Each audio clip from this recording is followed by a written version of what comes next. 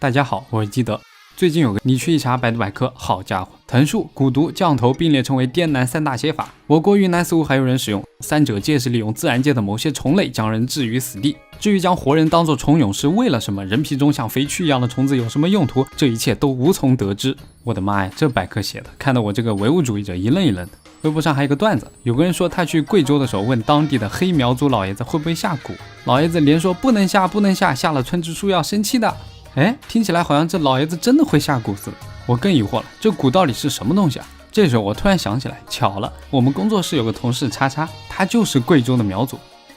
皮肤黑黑的，长得帅帅的，眼睛大大的，特别淳朴，同事们人送外号小丁真。我去问问他，不就完了吗？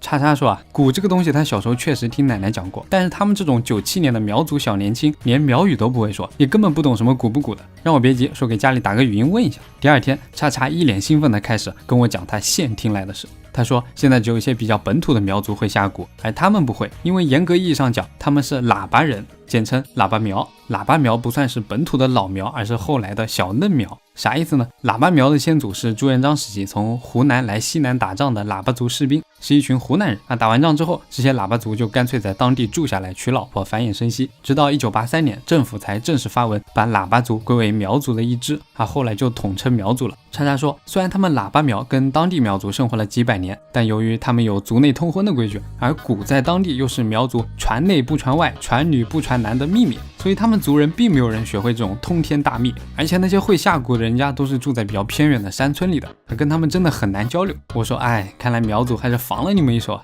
叉叉说，奶奶倒也跟我讲了一些老家八卦，咱们一起来品一品。其实苗族人一般不说下蛊这个词，而是会说放蛊和下药。放蛊其实就相当于做法事，用来诅咒和自己有仇的人。奶奶举了个例子，比如有个人家里的地老是被隔壁老王家的牛啃，他去理论人家又不听，打又打不过，怎么办呢？当地有一种说法，就抓来斑鸠啊、燕子啊、鸽子啊这些鸟，在鸟的翅膀下面绑上红线，然后做一场法事。如果鸟飞到老王家，老王家就会倒霉。但是放蛊这种事其实现在已经没有了，奶奶也是小时候才见过，因为后来犯法有警察管，左邻右舍之间的摩擦积累不了仇恨没有仇恨就放不了蛊，这就很尴尬。我说放蛊这个一看就是迷信为什么流传也很好理解，它就是早期乡民们为了自保杜撰的一种传说，相当于一部巫术法律，告诉你就算你再强也不能随意作恶，否则别人就可以用蛊术来报复你。而后来有了真正的法律和执法者之后，谁还会相信那些虚无缥缈的放蛊技术呢？人家又不是傻子。叉叉说确实，但是奶奶说现在仍然有人相信下药。有一天，一个7、8岁的小男孩突然发病，家里人带着去镇上医院治，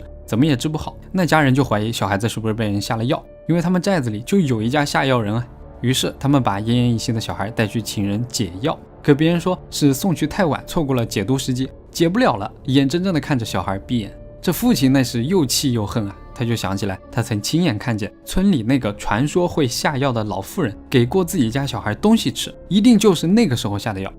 这位父亲呢，冲到老妇人的家里，把老妇人控制住，把自家小孩的尸体绑在老妇人背上，强行带到县城里找法医鉴定。最终鉴定结果表明小孩并非中毒死亡，然后那个父亲被法院判了3年。大家猜结果怎么样？老妇人沉冤昭雪了？错，长期笼罩在迷信阴影下的老百姓更害怕了。这件事传到他们口中，就这个毒药连科学手段都检测不出来，一直到现在，当地人仍然认为是那家下药人害死的那个小孩。我说这真是一个经典的猎巫故事呀！如果一定要去，千万别吃别人家的东西，因为那些人下药你根本防不住药就藏在指甲壳里，轻轻一弹就飞到你碗里。如果非吃不可比如那些村寨里有人办酒席，可以在吃席前先吃一种叫辣菜花的草，吃下去之后毒药就失效了。叉叉说他还特意查了，那种长得很像薄荷的辣菜花实际上就是留兰香，吃了好像还针对感冒胃痛咳嗽有点作用。他怀疑所谓的被下药只是酒席不太干净导致的拉肚子。除了吃草苗族长辈们不得已去那些名声不好的地方办事的时候，会有一个习惯，就委婉的问主人家他们村寨有没有哪家养黑狗主人家一听就懂这黑话什么意思，然后就会小声告诉他，你千万别去老王家吃东西意思就是老王家会下药。我就问叉叉呀，你相信有人会下药吗？他说我当然不信，我以前经常去那些所谓的禁区玩，吃饭喝酒，从来没中过招，这个东西根本就臆想出来的，但是要戳破太难了，毕竟人是趋利避害的，在现代化没有覆盖的地方，就会有别的东西来负责干警察的事。其实听完叉叉的话之后，我自己觉得最有趣的一个地方是在所有的传言里都听不到所谓下药人的声音。他们如果想要证明自己不会什么下药术，也没有下过药，根本不可能。他们被排除在一个村子的话语体系之外，流言在暗处涌动，套在他们身上的是越来越厚重的隐形枷锁。我估计那位老妇人大概率根本就不是什么坏女人，她给小孩东西吃，可能只因为喜欢小孩，愿意把自己家买的糖果分享给他们，甚至是抱着讨好村民的心思而做出的举动，结果反而在泥潭里越陷越深。在这条段子微博下面，我一条一条翻评论，其实大多都是跟叉叉所说类似的见闻。我听说，我家里人说，据说都带着一种宁可信其有不可信其无的神秘气氛。看来要想真搞明白蛊术的秘密，还得耐心找点资料。在翻论文的时候，一本书出现在我视野里，这是人类学专家邓启耀先生经过多年实地考察，最终在1999年得以出版的一本书，是中国第一本专门研究巫蛊的学术专著。上网店一搜，这本老书最贵卖到400多，有点小贵，而且寄到手怎么也得花1-2天。我这人性子急，搜了下就近的浦东图书馆，馆藏那一栏是空的，好在点开侧栏的其他图书馆，上海图书馆有。我就跑到上海图书馆，结果找的时候发现，不知道哪个自媒体同行把可以借出的那本借走了，要到9月15号才还，只剩下不能带走的保存本。继续查其他馆藏，发现遥远的嘉定和徐家汇分馆也有，但是徐家汇分馆正在装修，只能去位于上海西北神经末梢的嘉定分馆。我照着索书号来到放哲学宗教书的角落，找得天崩地裂，怎么也找不到。我就去前台问图书管理员说可能系统有问题书架上没有的话就是没有，以实际为准。当时我心态差点崩了，跑了这么远，只等来一句系统有问题，我就惨兮兮的嘟囔，我坐了2小时地铁过来，结果什么也没有。悲痛之色从我淳朴的大眼睛里喷涌而出。说完，我就如行尸走肉一般折回宗教书角落，对着书架发呆。可能是看我太可怜，就在我继续翻书的时候，图书馆管理员突然走过来，让我再说一下书名，他帮去库里找找。10分钟后，我如愿以偿拿到《中国巫蛊考察》。道谢之后，浑身瘫软的我就近开了间房，开始如饥似渴的翻书。邓启耀先生开始写这本书的时候，已经在云南生活几十年，还下乡当过知青。为了做这个课题，他走访了大量少数民族村寨，包括村民和村民口中会下蛊的人家，亲身体验各种蛊。他在田野调查中积累了大量一手资料，又有科学背景去对这些资料做分类整理，这样的书才能满足我们的要求嘛。这本书先考据了蛊的由来。第一种就是传统解释，虫王祭蛊。这种解释的依据是殷墟出土的甲骨文里蛊字出现的频率就非常高了。从字形上看，就是2个虫子被放在一个容器里厮杀。又从其他象形文字中，我们大致可以推断出，这在古代是一种人为的将自然界中的毒虫蓄养起来，用来害人的技术，属于黑巫术的一种。其实倒不必想的过于高大上，本质上你可以把它当成是你在家里养了一窝蜈蚣，从中挑选出最凶的那么一条，偷偷塞到你讨厌的人的被子里，那么一种技术，目的就是试图制造一场完美犯罪。那么蛊术只包括虫吗？并不是，这个概念在传播过程中被泛化了。我们在很多少数民族传说中可以找到其他解释，比如苗族传说中，蛇把自己的脐带丢在水井旁边，姑娘们挑水时看到了，就用扁担戳脐带，结果蛊就从扁担爬上来，钻进姑娘的血液里。所以苗族认为只有女人才有蛊。在民间，蛊可以是蛇，也可以是蛤蟆，也可以是麻雀，其实可以是各种动物。这些动物被人为的施法或者培养用来害人，它就可以被称为蛊。甚至在中医文献中也会把各种疑难杂症记为蛊毒。这些疑难杂症可能是寄生虫导致的，可能是病毒导致的，可能是细菌导致的，但最后的症状不管是吐血还是面色青黄，都很像中了毒所以在古医学范畴中，蛊的概念使用起来又和毒非常接近，混为一谈了。简单说就是古人会把疾病进行错误归因，有时候因为接触猫狗虫子生了病，古人就会怀疑自己是不是中了什么神秘的蛊毒。在书里，邓启耀先生也搜集记载了很多种蛊毒，我报一遍菜名金蛊、银蛊、蛇蛊、蝙蝠蛊、蝴蝶蛊、蜻蜓蛊、金蚕蛊、蛤蟆蛊、蜈蚣蛊、水蛊、羊蛊、鱼蛊、牛蛊、犬蛊、鸡蛊、鹅蛊、草蛊、菌蛊、狮蛊、蝎子蛊、鬼蛊、马蜂蛊、大象蛊、蚂蚁蛊、猪蛊、蜘蛛蛊、鳖蛊、青蛙蛊、斑鸠蛊、麻雀蛊、乌龟蛊、稻田蛊、树蛊、蜥蜴蛊、屎壳郎蛊、石头蛊、牛皮蛊等等等等。我的妈呀，念得我都饿了。还有这个大象蛊是什么东西贵州和四川也是挨着的，有没有大熊猫蛊同时，这本书也记载了一些农民对蛊的看法。他们认为，人若被蛊整着了，到医院查是查不出来的，治是治不好的，只有请高明的祭司来解。这里的巫师和祭司很牛的，而且他们不治医院能治的病，他们宣称有病先找医院，医院医不好的疑难绝症才值得他们动手。大家想到了什么？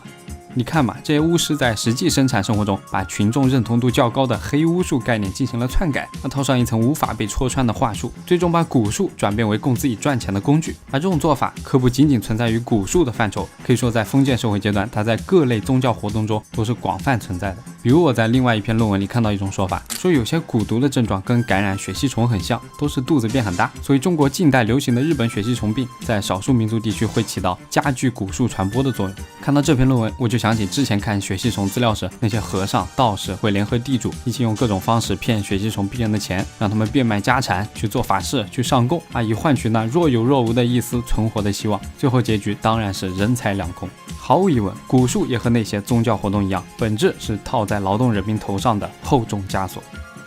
书中引用了一位医生的记载，在那位医生接诊了48例自称中蛊的病人中，检查结果是4例肺结核，2例风湿性心脏病，4例晚期胃癌，1例肝硬化，6例重症肝炎，14例胃12指肠溃疡，2例慢性胃炎，1例肾炎，6例肠胀气，9例胃功能紊乱。我加了一下这些数字，一共是49，估计是存在病情重叠。这些患者在医生的干预下病都治好了，但最终这些被现代医学治好的人也依然认为自己之所以会得这种病，是因为中了蛊。这还是跟叉叉提到的那个案子很像嘛？即使大家相信那个小男孩是突发疾病暴毙的，他们还是认为被人下药才是最根本的诱因。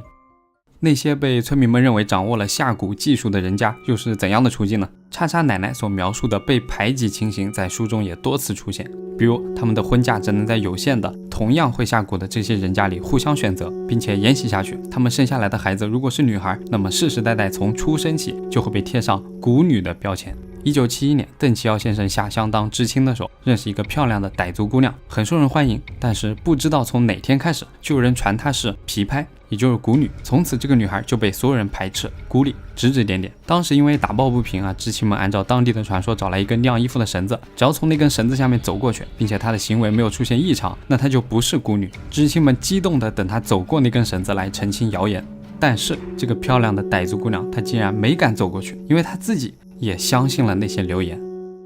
邓启尧先生多次去蛊女家做客，从来没有中过招，而这样的例子还有很多很多。那些蛊女们也已经不再愿意多费口舌去证明自己不会下蛊，因为说什么都没用，除非离开家乡。许多蛊女选择嫁给过往商人，就是这个道理。他们不在乎那个男人丑不丑、坏不坏，只要他能带她去一个不相信有蛊的世界。邓启尧先生认为，无论是从医学报告还是通过与蛊女接触，都已经印证所谓的人为下蛊这件事根本就是胡说八道。现在他还差一步，需要用实验证明那些所谓的蛊和药有没有用。于是他从信蛊的同事那里找来一种爱药，据说只要把它装在胸前的口袋里面，跟异性一搭话，他对你的态度就会变好，甚至被你迷得要死要活。邓启尧先生就是结果平时喜欢甩他脸色的女同事一点反应都没有，该拖的事情照样拖。于是他又换了传说中更厉害的一种蛊结果也一样毫无作用。在看书的时候，我也看到了很多跟神鬼迷信相关的东西，他们和蛊术存在密切的联系。如果农夫小姐们感兴趣，下次我会再单独做一期讲科学家通过各种实验找鬼的视频。在这期节目的最后，让我用书中的一段话来结尾吧。在中国，不与怪力乱神的儒家传统和一统天下的意识形态，一把非我的观念、信仰、行为一概斥为异端邪说、淫词妖死、旁门左道等等，大多处以极刑。在此高压下，和战争、刑法等杀人行为不一样的是，巫蛊杀人是非法的，是精神的，是隐秘的。也正因为此，尽管巫蛊杀人很难取证，人们也宁肯违反常理，做非常处理。例如北宋蛊案，只一句“兵刃杀人可抵挡，诅咒杀人不可抵挡”的宣言，便使嫌疑人送了命。在此意义上，我们所说的行为师范，不仅指巫蛊嫌疑人的非法行为，也指执法人的非法行为。